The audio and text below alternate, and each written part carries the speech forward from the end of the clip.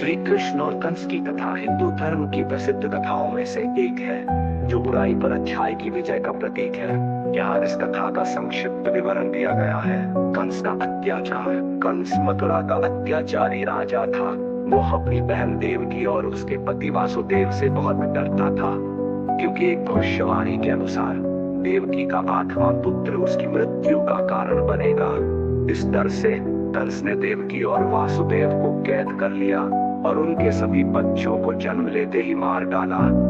श्री कृष्ण का जन्म। जब देवकी ने अपने 8वें पुत्र कृष्ण को जन्म दिया, तो वासुदेव ने उन्हें कंस से बचाने के लिए एक योजना बनाई। उन्होंने कृष्ण को एक टोकरी में रखकर यमुना नदी पार की और उन्हें नंद और यशोदा के घर छोड़ दिया, जो गोकुल में रहते थे।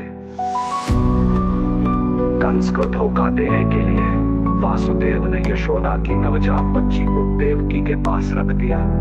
जब कंस को पता चला कि देवकी ने एक बच्चे को जन्म दिया है, तो वो उसे मारने के लिए आया, लेकिन उसे पता चला कि ये एक बच्ची है। जब कंस ने उस बच्ची को मारने की कोशिश की, तो वो बच्ची योग माया के रूप में आकाश में चली गई और कंस को बताया कि उसे मारने वाला तो गोकुल में पल रहा है। कृष्ण का गोकुल में पालन पोषण। कृष्ण गोकुल में नंद और यशोदा के पुत्र के रूप में बड़े हुए। उन्होंने अपनी बाल लीलाओं से सभी को मोहित कर लिया।